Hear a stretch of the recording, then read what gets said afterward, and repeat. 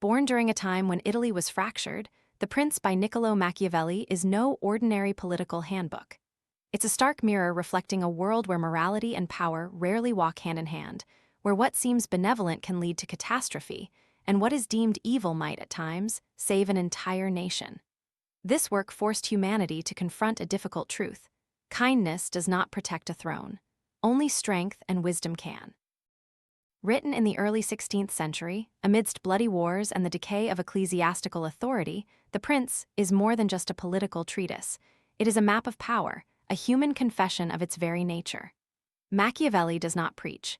He dissects reality with the scalpel of reason, with the voice of one who has witnessed too much glory and too much ruin. This book shook the world, not because it was cruel, but because it was chillingly honest. More than 5 centuries have passed, and Machiavelli's question remains challenging. Can a person retain integrity when holding power over the lives of others? And if survival demands deceit, betrayal, and cruelty, does that make one a devil or merely more clear-eyed?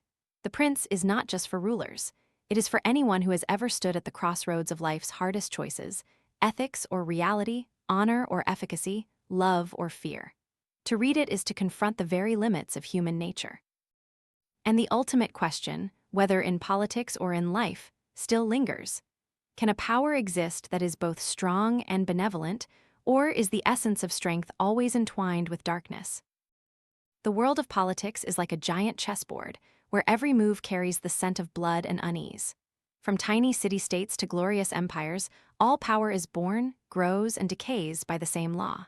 Some are born on the throne, others carve their own with swords and cunning. But only a few know how to keep it. Such people do not believe in fate. They understand that power is loyal only to those who dare to hold it with both ingenuity and fear. There are 2 ways to rule the world: by the blood of ancestors or by the blood of others. An old dynasty is like an ancient tree, its roots deep in the people's hearts. The populace is accustomed to obedience, they don't need to be taught how to kneel. A long-reigning lineage, if it observes proper rites, is rarely overthrown. But when a newcomer seizes control, he must contend not only with enemies at the city gates, but also with the memories in the people's hearts, memories of the old rulers, the old order, of everything familiar that he has just abolished. New kingdoms, especially mixed territories of old and new, are the most dangerous. The populace is torn between 2 centers of power. They remember the old but fear the new, and the conqueror always underestimates the people's memory. They imagine a military victory is enough to extinguish it, but memory is something that does not die. Just one old shadow returning, and the entire new empire will collapse. Those once conquered will not forget, and those new to power must never sleep on their watch. To secure a newly conquered territory, there are 3 paths: live among its people, destroy them, or let them govern themselves but hold the ultimate control. Here, there is no room for humanity. Anyone who leaves a trace of mercy will sooner or later be stabbed in the back by the very person they spared. Because in politics, clemency is never recorded as a virtue, but as a weakness. Cunning conquerors understand that if the people are accustomed to a dynasty, eradicate its roots completely. If that's impossible, then reside in that territory yourself, keeping your eyes, ears, and tongue in every alleyway. A ruler can govern from afar through fear, but can only maintain power through presence.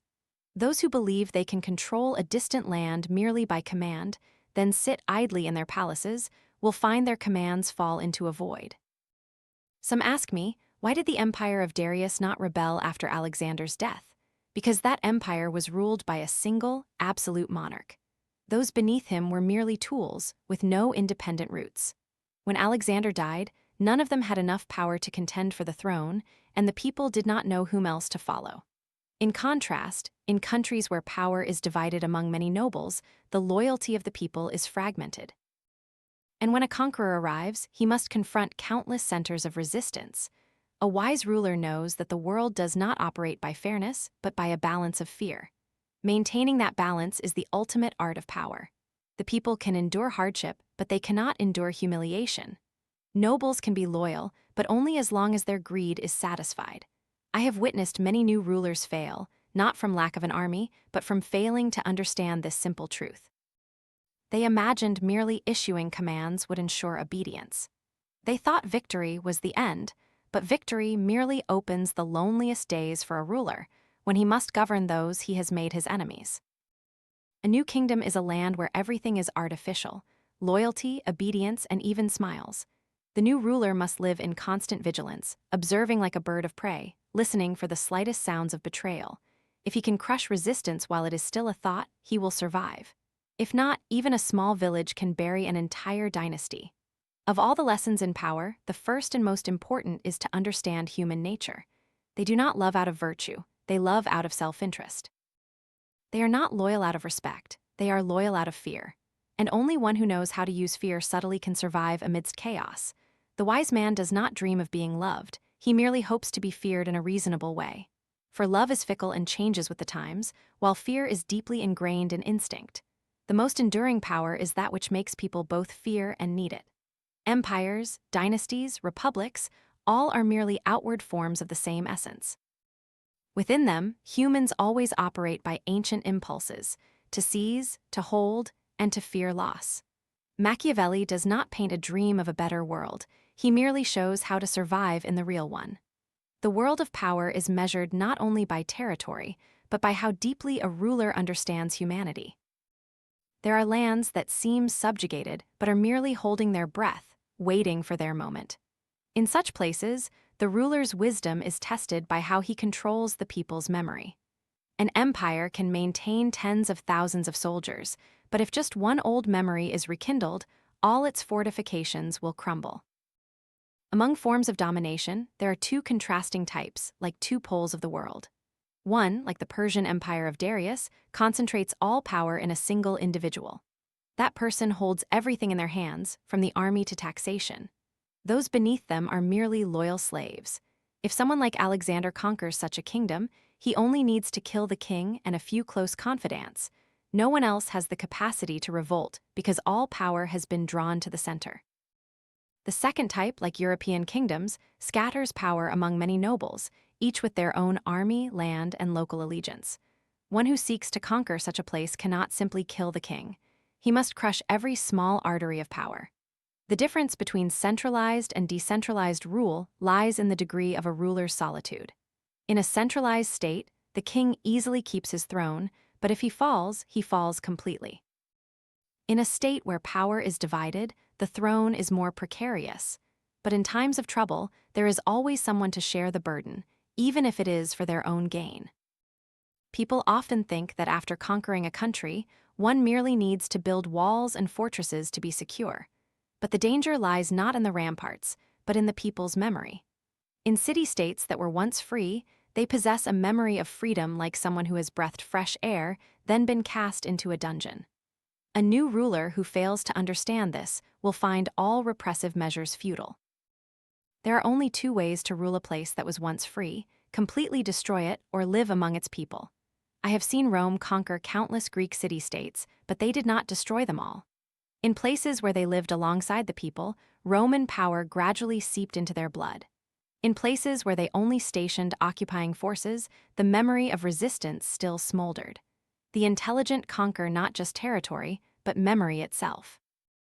If you cannot make the people forget they were once free, then make them believe their freedom lies in obedience. Amidst the ruins of lost cities, we hear history's unchanging warning: if you don't want the people to rebel, don't let them remember they were once free. For a destroyed city can be rebuilt, but a slain memory never revives. Florence, I once witnessed this truth manifest when a new government rose. The people thought they were saved, but soon after, nostalgia for the old times awoke. Then no one would obey commands, not because they hated the new ruler, but because they were still conversing with the ghosts of the past. A wise ruler understands that stability comes not from loyalty, but from fear and habit. The populace may forget a murdered father, but not a burned house or plundered fields. Therefore, if you have conquered a city, it is best to destroy it. Anyone who leaves a city intact but merely changes the ruler is nurturing a seed of rebellion within that land. Some wish to rule with benevolence, preserving old laws and respecting local traditions. They believe this will make the people submit. But the truth is the opposite. When the subjugated still possess their old laws, they still possess their old soul. And that soul will not accept long-term slavery. They await an opportunity and heir from the old family or a strange army coming to save them. In the art of governance, what seems cruel is sometimes humane. Destroying a city to save an empire, that is a choice the faint-hearted will never understand. I do not write these words to justify bloodshed, but to speak the truth. Clemency cannot save a dynasty. Only firmness ensures peace. People fear cruelty, but I have seen too many kingdoms fall simply because their ruler wished to be loved. The love of the people is fickle, fear is not. A ruler can build power on love, but he will need to rebuild it every season. One who builds power on fear only needs to consolidate it once. The world always has its order. Where people know no fear, no one will obey. Where people are suppressed just enough to live, they will pray for stability. And when the people begin to pray for stability instead of freedom, the ruler has won. Each time I look at the map of lost empires, I see not military failure, but a failure of understanding. Rulers believed weapons could suppress the human spirit, but that spirit, though compressed, finds ways to seep through every crack. Therefore, the conqueror needs not just a sword, but intellect. He must know when to be cruel, when to be present, when to let the people think they are still free in their chains. A good ruler does not just govern people, he governs memory. There are moments in history where destiny and talent intersect, like two blades clashing, sparking the light of pure power. People often call this light luck, but I know fortune only smiles upon those strong enough to seize it. People often ask, what makes a mortal a ruler? I have seen those who built empires with bare hands and also witnessed many who were granted opportunities by heaven and still lost everything. The difference lies in something not everyone understands: talent, resolve, initiative, and strength of spirit. From Moses to Cyrus, from Romulus to Theseus, all who built nations shared one characteristic: they did not wait for luck to come, they created it. Moses did not just lead his people out of Egypt, he transformed their fear into faith. Romulus did not just establish Rome, he used his very crimes to create order. These were not saints. They were people who understood that this world respects only those who act. Talent without opportunity is like a sword still in its sheath, and opportunity without talent is merely a disaster. Those blessed by fortune but lacking resolve will quickly lose everything.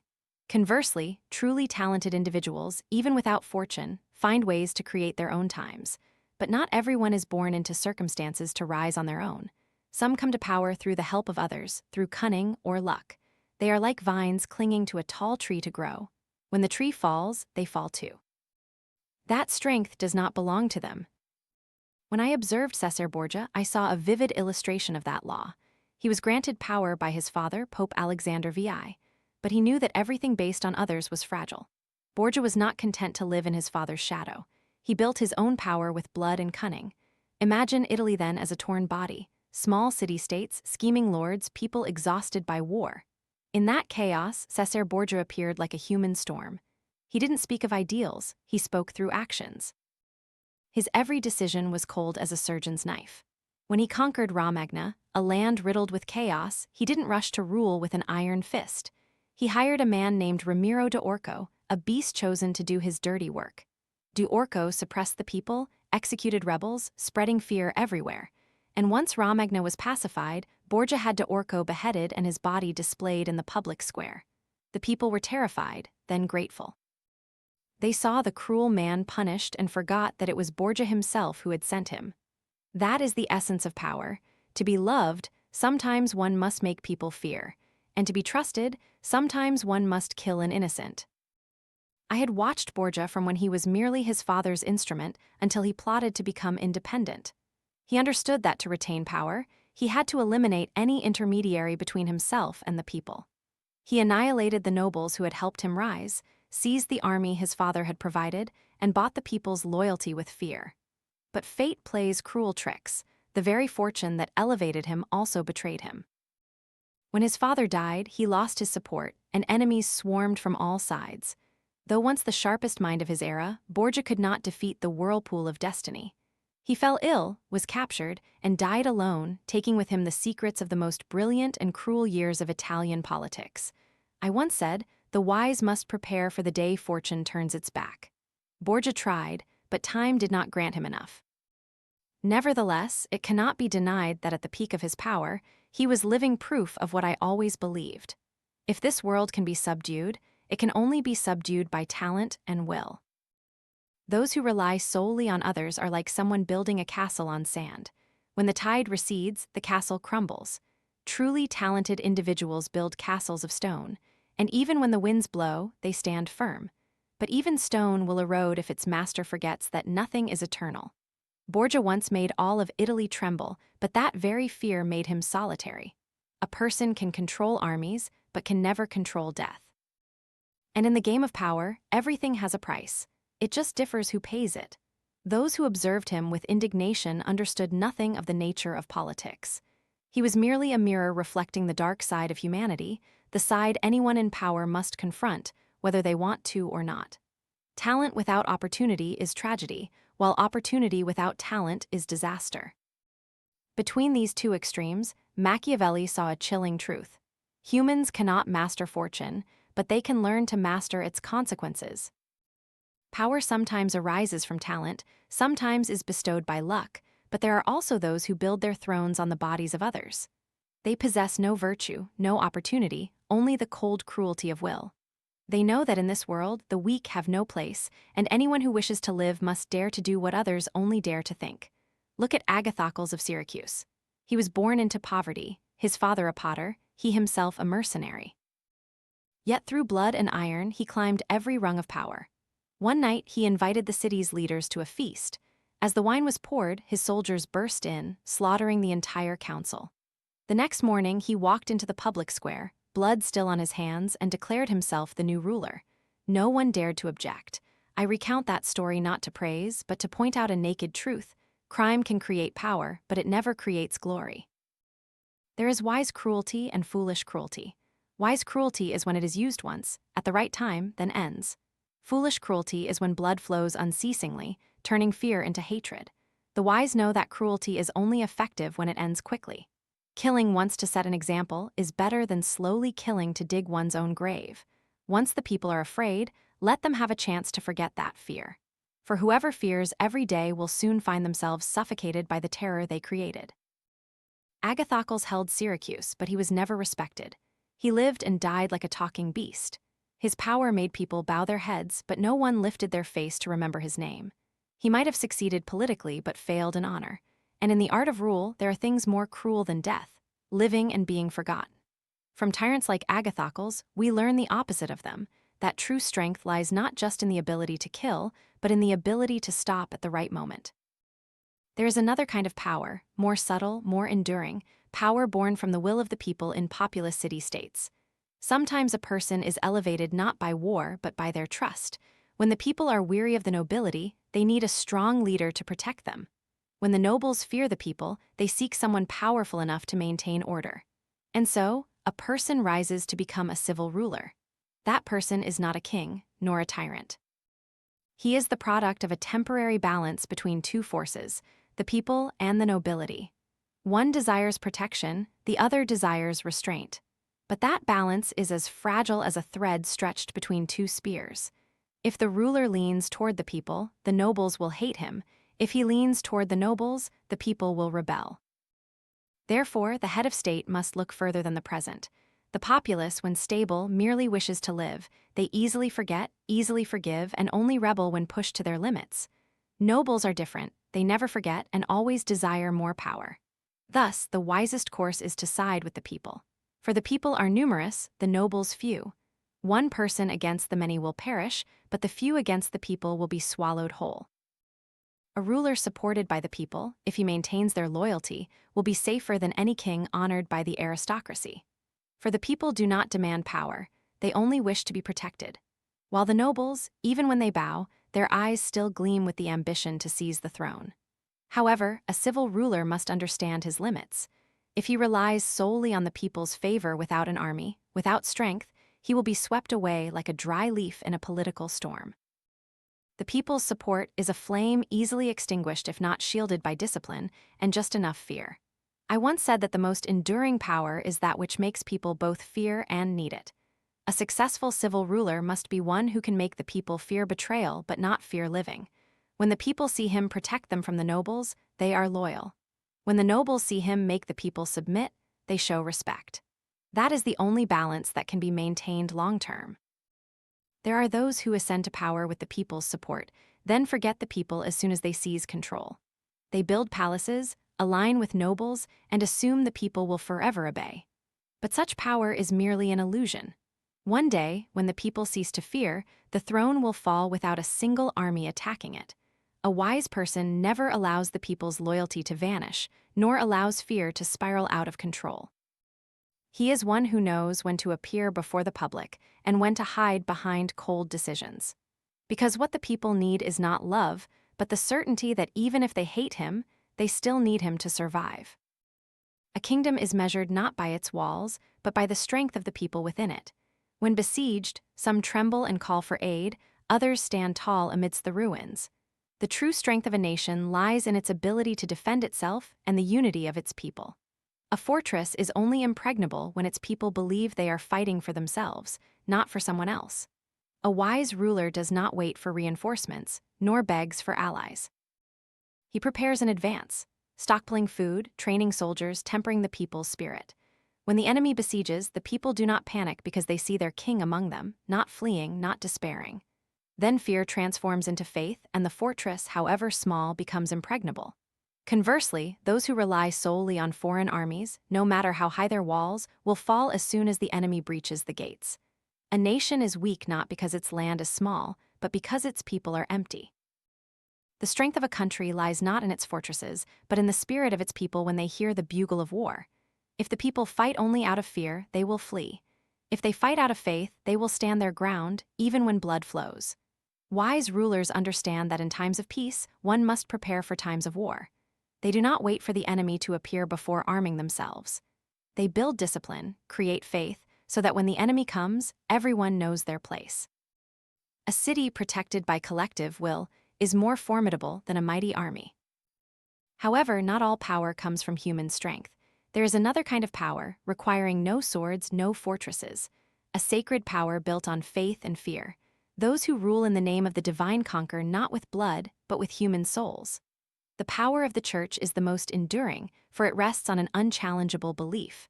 I have observed lands belonging to the church. There are no soldiers, no fortresses, yet no one dares to rebel. The people are not loyal to the ruler, but to the God whom they believe that ruler represents. When people fear a temporal ruler, they might betray him, but when they fear losing their soul, they kneel indefinitely, not daring to lift their heads. Those who hold power cloaked in sacred vestments can rule without force, for faith does the work of the sword. A religious state exists without need for talent, only divine authority and fear of hell. There, the ruler can be ignorant and greedy, yet power remains unshaken, for the people dare not hate their ruler. They fear that to hate him is to hate God, but let us not confuse stability with greatness. The tranquility of these lands comes not from intelligence, but from resignation. A power that needs no struggle to exist also needs no change to progress. It stands still like an ancient wall, never falling, but never truly alive. Power not based on human will can be eternal, but it is the eternity of stone, not of the soul. Popes and cardinals may succeed each other on the throne, but that throne never wavers, for it belongs not to a person but to an idea. They rule with promises of salvation, with the invisible judgment of heaven. When a temporal ruler fears losing his throne, he uses armies. When a religious ruler fears losing his followers, he uses faith. And the ultimate weapon is the curse of eternal damnation. The more sacred a power, the more it departs from humanity. The ruler needs no popular support, no justice, only unconditional obedience. When divine authority reigns, humanity loses its ability to resist. This stability is not order, but the silence of a bound soul. Looking at it, I understand that nothing is more dangerous than a state enveloped by blind faith. Such a state cannot be overthrown, but neither can it be improved. It is like a rock on a mountain peak, never falling but never growing. Temporal rulers, if they rely solely on violence, will fall when their strength wanes. But religious rulers, however weak, endure because the people believe they cannot err. Faith transforms into a voluntary, eternal chain. And that is the most perfect power humanity has ever created, power needing no strength, only fear. When I place two images side by side, a fortress solid through popular will and a religious empire enduring through faith, I see the paradox of the world. The strongest nations are those where people are weakest, while easily overthrown nations are where people still possess aspirations. It is ironic to think that while a temporal king must shed blood to keep his throne, a religious king needs only to speak a word. But it is precisely in this difference that the nature of power reveals itself. Whoever can rule human fear needs no iron or steel. A nation cannot endure if its fighting spirit is mercenary. Throughout Italian history, I have witnessed those who called themselves rulers entrust the fate of their country to foreign hands. Nothing is more fragile than an army fighting for gold. When victorious, they become arrogant and betray. When defeated, they flee. I have seen mercenary troops pass through the gates of Florence, Milan, or Venice like wind through a field, leaving behind not victory but humiliation. They have no homeland, no loyalty, only a price. Those who hire them think they are buying safety, but in truth, they are only buying destruction. He who cannot defend himself will never be respected. A truly strong nation does not call for foreign aid. It raises its army from its own people, trains soldiers in peacetime, so that when war comes, farmers transform into warriors without losing their patriotism. Whoever relies on mercenaries is like one relying on wind to fight a storm. When the wind shifts, he will be swept away. Even more dangerous than mercenaries are those who call themselves allies, those who come under the guise of help but actually come to seize. An overt enemy can be defeated, but one who comes in the name of friendship always has a reason to stay. People fear the enemy outside the gate and forget the enemy within the house. Look back at the torn years of Italy. Milan begged France for help, Florence Spain, and then all became puppets. They opened their gates to welcome their liberators, but those liberated became the ruled. Nothing is more foolish than seeking foreign aid against an internal enemy. For after you win, you are no longer free. I say this not to advise against war, but to make people understand that war cannot be delegated. Whoever entrusts war to others entrusts the soul of their country to strangers. A wise ruler would rather lose by his own strength than win by the strength of others. For his defeat is still a lesson, while borrowed victory is merely temporary. The ancients said, to know if a country deserves to exist, see if its people dare to fight for themselves. Strength comes not from the number of soldiers, but from an indomitable will. The Italians of that era lacked not money, nor land, but the courage to believe in themselves. And it was this absence that made them easy prey for every foreign power. A nation without its own army is like a body without a soul. It can stand, it can speak, but it is merely a breathing corpse. And a leader who does not know how to wield a sword will sooner or later bow to one who does so on his behalf. In the art of governance, the most important thing is never to allow others to hold your life in their hands. A true ruler does not beg, does not plead. He creates the instruments of power himself. A loyal army nourished by their own land, not by promises. There are times when people think allies are indispensable, but allies do not exist, only temporary interests. When those interests vanish, they turn their backs. A wise ruler does not dream of friendship between nations, for he knows that if forced to choose between interest and promise, all nations choose interest. So do not be surprised when a nation is swallowed by its own allies. That is not betrayal, it is a law. When we call others to fight for us, we give them a reason to stay. But when we fight for ourselves, even if we lose, we remain masters of the land we shed blood to protect. The wise do not hire others to kill to save their own lives. They wield the knife themselves, for only he who strikes knows the price of survival.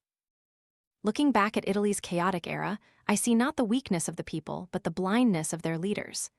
They wanted victory without fighting, safety without paying the price. They hired soldiers, signed treaties, invited allies, and lost everything. Meanwhile, smaller, poorer nations that fought for themselves endured longer because they possessed something the rich could not buy: courage. Anyone who wishes to keep what is theirs, anyone who entrusts their responsibility to others, even once, has opened the door to failure. A nation can be built with money, but it can only endure with its own blood. A truly strong state is one where every citizen understands that their fate cannot be entrusted to anyone else.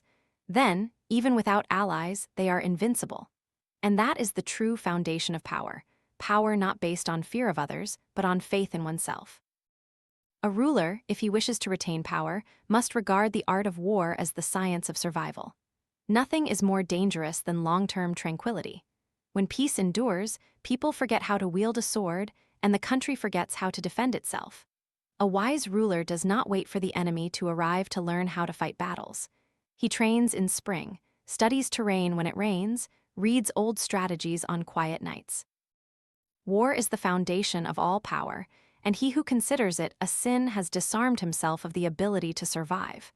The ruler needs to learn to see every field, every river, as a military map. He doesn't need to fight every day, but he must know that every day can become the beginning of war. When peace is the only thing he knows, he has become weak. A wise ruler not only wields the sword, but also history. He learns from figures like Cyrus not to imitate, but to understand that every victory is nurtured by discipline and foresight. A ruler can lose his throne to rebellion, but he will certainly lose everything if he neglects his army. But power is not only protected by the sword. It also requires an understanding of flexible morality that can change its shape according to circumstances. Some believe that a ruler must be honest, benevolent, and kind to be loved. I say they are deceiving themselves. No one keeps a throne by absolute goodness. This world is not a place for angels, but for humans. A ruler cannot always be good. If he wishes to survive, he must learn to do evil when good becomes dangerous.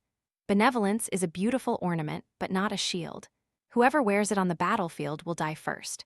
A leader needs to know when to use kindness and when to discard it. No one can fully maintain both morality and power when the two conflict. Choose that which helps you live. A ruler is judged not by good intentions, but by results. The people do not remember if he was kind or cruel. They only remember whether they had peace under his rule. There are times when I see rulers suffering because they want to please everyone. They fear being hated, fear being called evil. But how can one rule if one fears hatred? A leader must not tremble when punishment is necessary. The weak-willed in a moment requiring decisiveness will lose everything. It is better to be considered cruel and survive than to be praised as benevolent and overthrown. Humans, by nature, are untrustworthy. They love when it is advantageous and betray when they fear. A ruler cannot place his fate in the hands of such fragile loyalty. He needs to understand that morality is not absolute, but a tool. When necessary, he must know how to hide a sword behind a smile or a smile behind blood. The chilling truth is that the always honest will be deceived, the always kind will be betrayed. Therefore, wisdom is not in never doing evil, but in knowing when to do it. The ruler does not commit evil for pleasure, but to prevent greater wrong. Controlled evil, if purposeful, can save an entire kingdom. The morality of a leader is not the morality of a monk. He cannot bow his head, awaiting divine judgment while standing amidst the earthly storm. His responsibility is to his people, to his land, to stability. If goodness makes him lose his country, then that goodness is a crime. And that is the paradoxical nature of power. To maintain order, one must learn to use chaos. To save many, sometimes one must sacrifice a few. The morality of a ruler lies not in the act, but in the final outcome.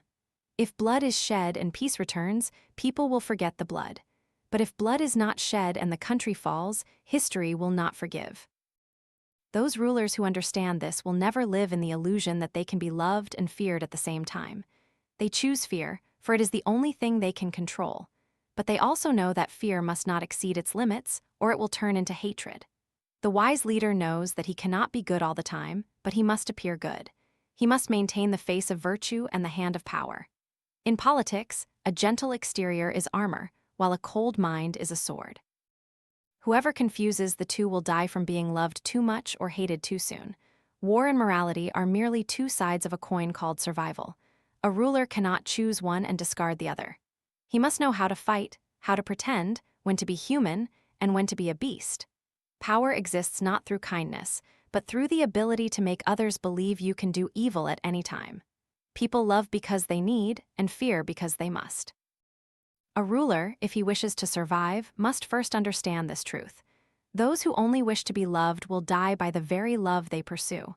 For the love of the people is like the wind, changing direction with the seasons. But fear is different. It lies deep in instinct, clinging to the human soul, never leaving even when they hate its source. Generosity and frugality, both paths have a price. He who gives too much will quickly deplete his resources, then be forced to extort from the people to continue appearing generous. And then gratitude will turn into hatred. Conversely, the frugal person is deemed stingy, but his people live in order and are not exploited. Thus, wisdom is not in giving, but in knowing when to retain. A wise king will conserve his wealth so that when times change, he can use it without oppressing the people. If you wish to be called generous, be generous with others' wealth, not your own. Use the enemy's resources to win the people's favor. Do not draw blood from your people to nurture your own image. People only remember who preserved the nation, not who gave the most. But power needs not only money, it needs emotion. And between humanity's two strongest emotions, love and fear, Machiavelli pointed to a cold choice. If you cannot be both loved and feared, it is better to be feared. Because love is voluntary, while fear is controlled by the ruler. When times are favorable, everyone loves. But when fortune turns, only fear keeps them. The wise ruler must know how to create just enough fear to maintain loyalty, but not enough to breed hatred. Fear is the invisible thread that keeps order alive. It need not be spoken, it only needs to exist. The people must believe that if they betray, there is no turning back. But at the same time, they must also believe that if they are loyal, they are safe. When these two beliefs walk hand in hand, power reaches absolute stability. A benevolent ruler can make the people love him, but a ruler who is cruel at the right moment will make them obey. One righteous act of punishment is more terrifying than 100 promises. Cruelty can quell chaos faster than any speech on compassion. Humans, though they may not say it, always feel safer when ruled by someone they fear rather than someone they love. However, not all fear is effective. If it crosses the line, it turns into hatred. The ruler must learn to make the people fear the consequences, not fear him personally. They must hate the crime, not hate the punisher. That is the thin line between a wise ruler and a foolish tyrant. When people understand that fear has order, they accept it as a part of life. When fear becomes arbitrary, they will rebel. Therefore, cruelty is only meaningful when it serves order. Meaningless cruelty will destroy even its creator. Here, Machiavelli delves deeper into understanding human nature, where power and morality meet in a gray zone. He says that to keep the throne, a ruler needs not only to be strong, but also to know how to pretend. No one can succeed in politics without knowing how to wear a mask. A ruler must be a lion to fright enemies and a fox to avoid their traps.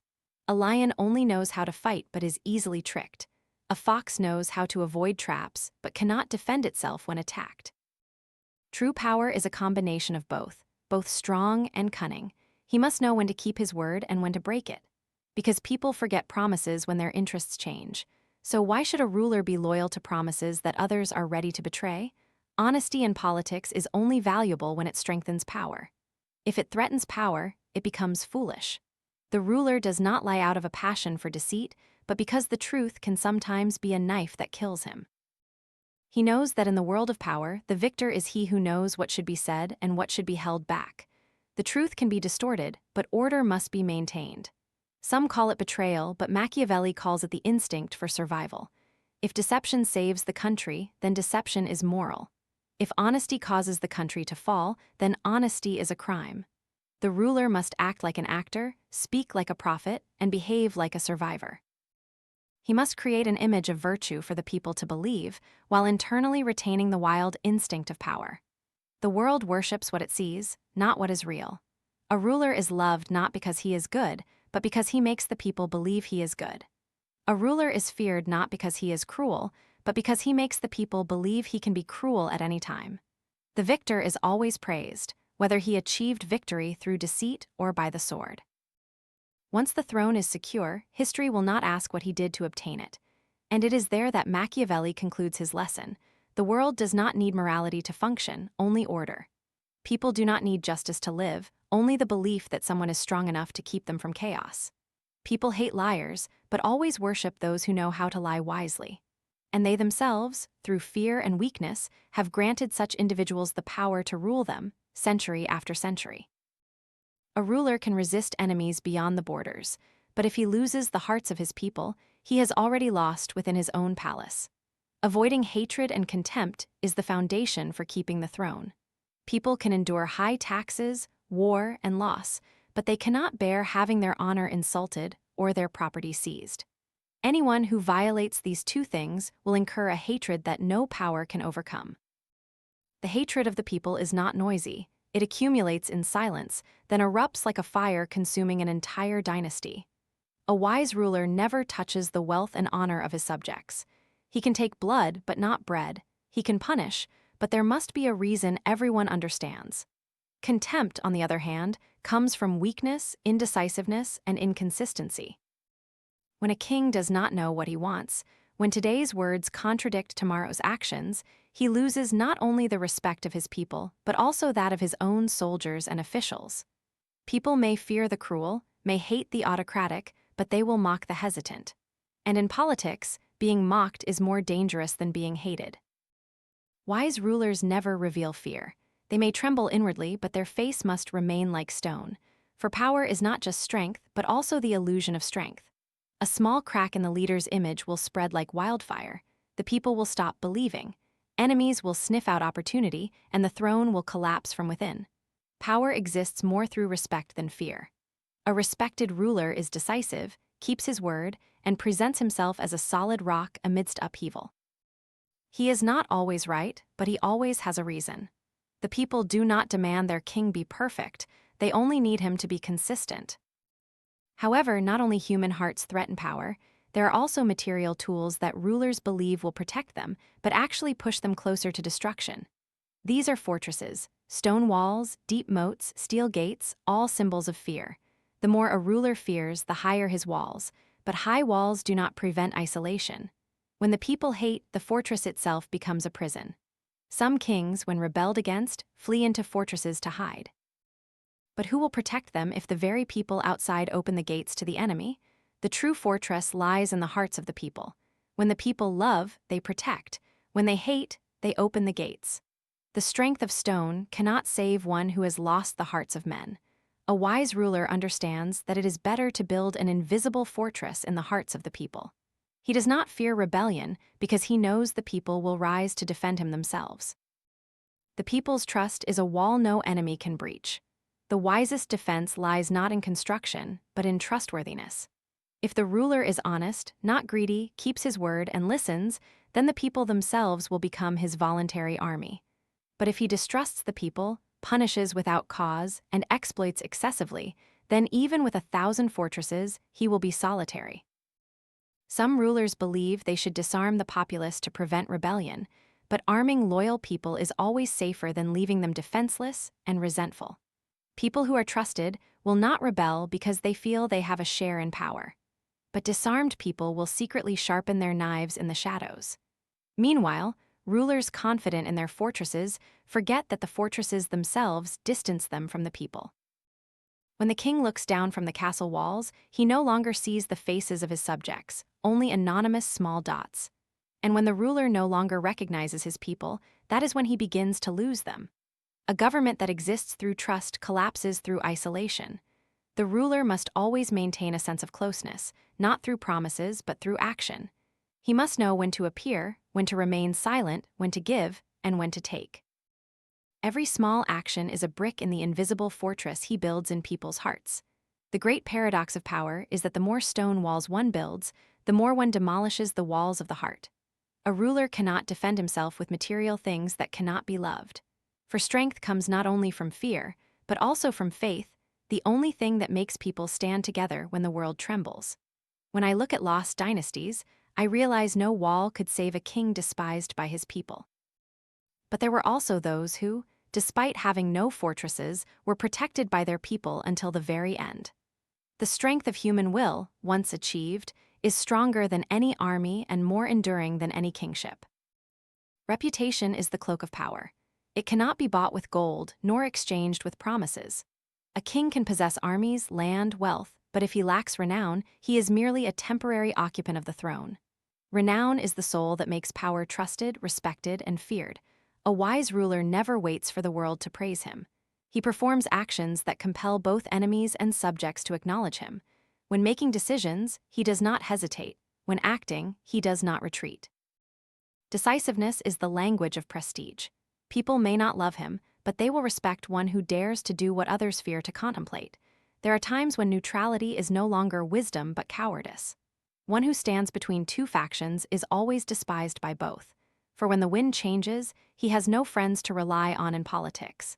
Choosing a side is self-preservation. He may win or lose, but at least he is seen as a person of character. Whoever wishes to please everyone will find no one standing by his side. However, reputation is not built solely by the sword, but also by the hearts of the people. A wise ruler knows to make the glory of his people his own glory. He encourages artisans, rewards soldiers, opens trade, organizes festivals so that the people feel the country prospers through his hand. When the people are proud, the king is loved. When the people feel heard, the king is trusted. The ruler's reputation spreads through actions that make the people believe he lives not only for himself. Even punishment, if carried out at the right time, can solidify prestige because justice, when accompanied by strength, makes the people both fear and respect. Enduring prestige comes not from smiles, but from the sense of security his power provides. But for reputation not to become an illusion, it needs a solid foundation, the people around the leader. No one rules in solitude. All power is surrounded by assistants, those who can elevate the king or bring him down.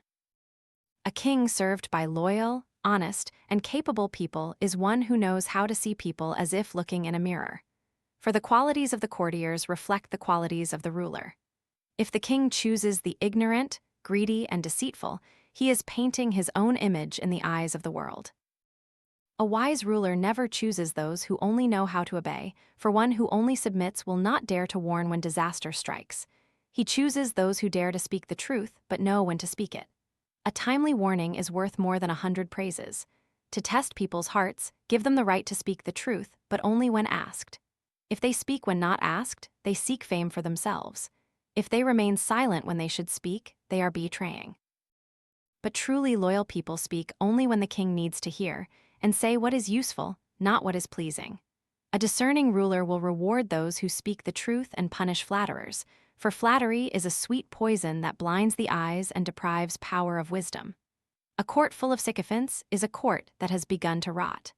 But a court with a few who dare to disagree is a court that is still alive. A wise master chooses loyal servants, a foolish master nurtures traitors, and a discerning master knows how to reward and punish clearly. Whoever is honest is trusted. Whoever betrays is punished without hesitation.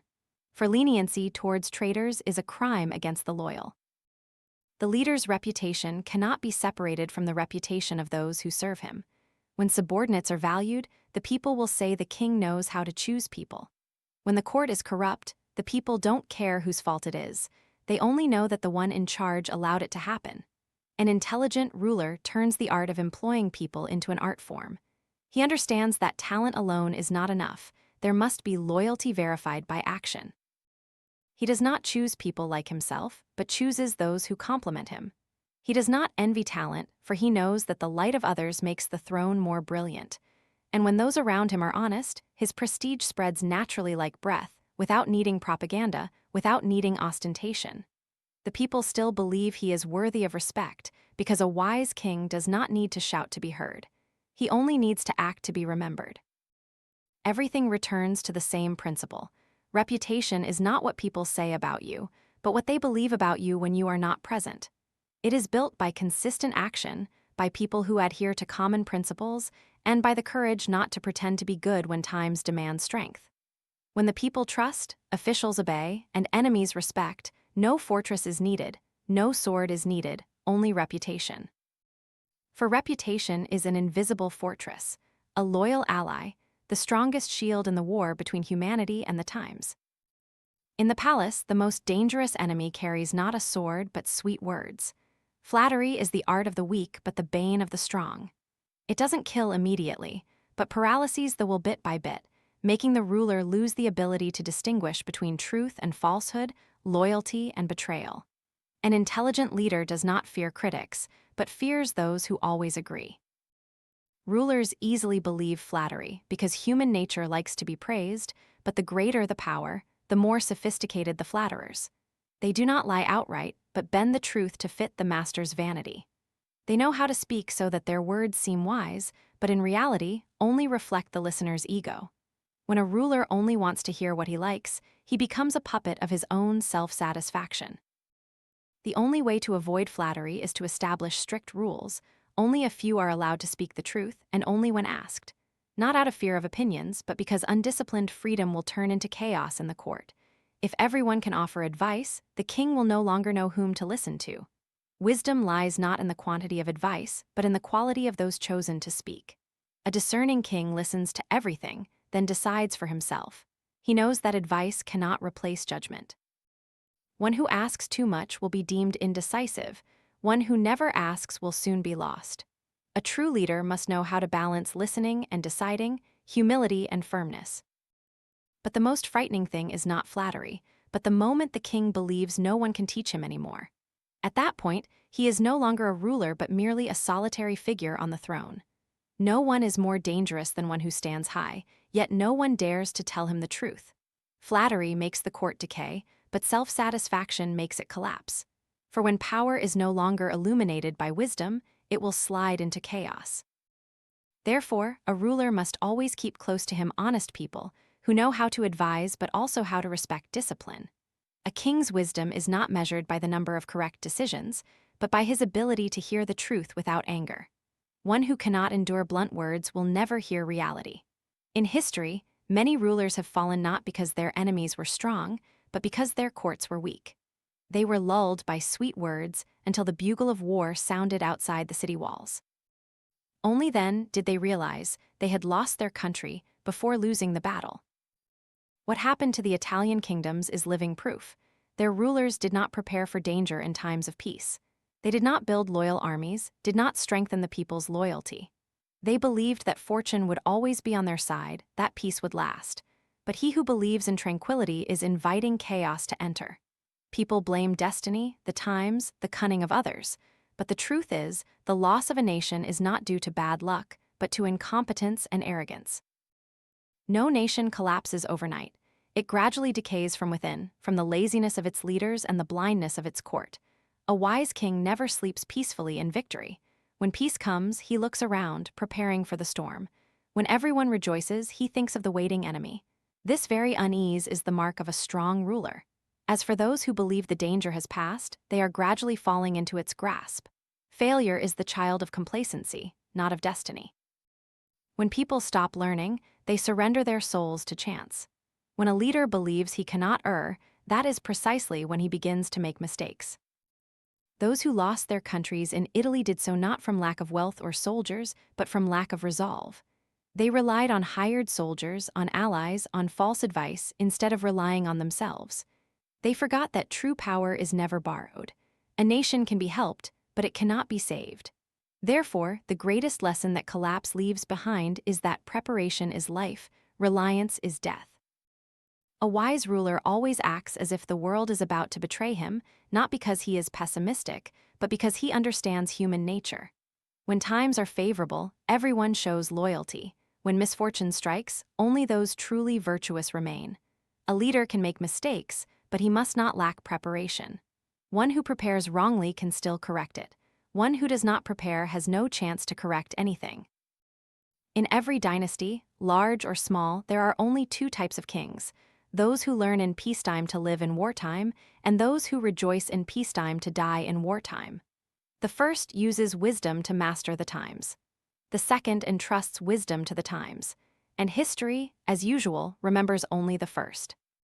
Fortune is the raging river of mankind. When it is gentle, everyone thinks they are wise. But when the waters rise, it sweeps away both the humble and the arrogant. Those who survive are not stronger, but because they built banks in the dry season. People often blame misfortune, but few are willing to admit that they themselves allowed the waters to overflow. In peaceful times, a discerning ruler must plan far ahead. He observes, predicts, builds defenses with armies, laws, and the loyalty of his people. For fortune only smiles on the prepared. As for those who abandon themselves to Fortuna, the fickle goddess, they will sooner or later kneel at her feet. I once likened fortune to a powerful woman who prefers the bold over the cautious. When times are turbulent, those who act decisively will gain the upper hand, while the hesitant will be buried in doubt. The bold rule chaos, the cautious rule order, but the world never stands still. And the tragedy of humanity is its inability to change its nature quickly enough with the changing times. A cautious person meeting a time of chaos becomes useless. A reckless person meeting a time of peace becomes a destructive force. Thus, to survive, a ruler must know what no one else dares to do, change his nature to suit the circumstances. When the times demand risk, bet everything. When it's time to hold back, stop at the right moment. There is no single path to power. There are only people who know how to change paths when the wind shifts. History proves that all mighty empires are built by those who dared to act in chaos. Caesar crossed the Rubicon not because he was certain of victory, but because he understood that hesitation was defeat. Alexander advanced through Persia not because it was safe, but because safety was slow death. Those who forge destiny do not wait for favorable times, they bend the times to their will.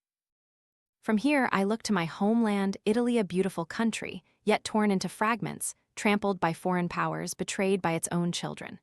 While other nations have built their states, Italy still lies beneath the heel of others. Its people are weary, its cities desolate. Old glory exists only in tearful tales. The present times, though dark, are a rare opportunity. When everything declines, if just one person rises, the entire nation will follow. Long-suffering makes people yearn for an iron hand that can quell chaos, a symbol strong enough to make them believe Italy can be reborn. A true leader will understand that this is a moment not to be missed. Fate has offered an opportunity, but it does not wait.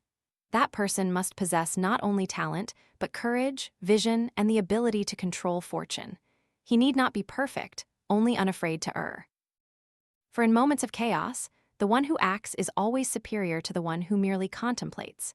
Italy needs someone who no longer fears fortuna, someone who dares to seize the role that history has left open. That person must unify the city-states, bind the people with the belief that freedom comes not from prayer, but from their own swords.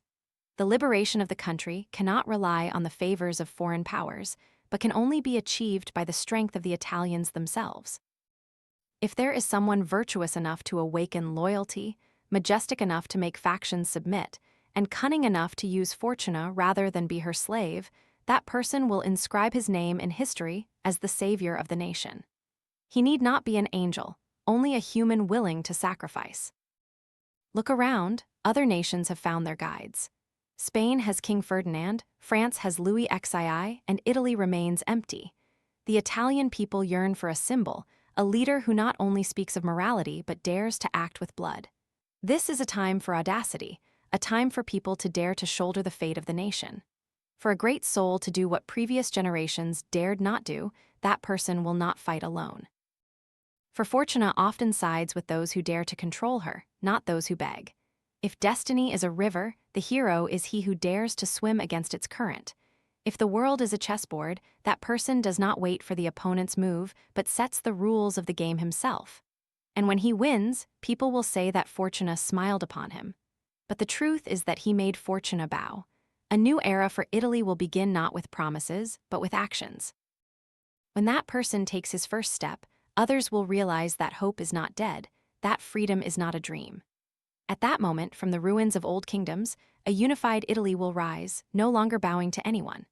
And when that happens, history will no longer remember those who once begged Fortuna, but only the one who controlled her, the one who understood that luck is not for those who sit still, but for those who rise amidst the flood, daring to say, "My time has come." The Prince is a mirror that reveals humanity in its truest form, where kindness, deceit, fear, loyalty, and betrayal coexist in a game called power. Reading it, I understand that wisdom lies not in doing the right thing, but in knowing what should be considered right in a specific situation. The lesson here is not just for rulers, but for anyone trying to take control of their lives. Each person is a prince within their own small domain, in work, in family, in choices. And as Machiavelli once said, whoever is unprepared for the storm will be killed by their own peace. Perhaps we are the same. Sometimes we fail not because we are too weak, but because we believe good intentions are enough. I want you to pause for a moment and ask yourself, if you were the ruler, would you choose to be loved or feared? If a promise could save an entire kingdom but would harm your honor, would you have the courage to break it? And if fortune is a wave, would you wait for it to sweep you away, or would you dare to swim against it to ride that very current? Sometimes reading The Prince does not make us more cruel, but makes us more clear-headed. It does not teach how to become a devil, but how to retain one's humanity in a world where kindness is not enough to survive.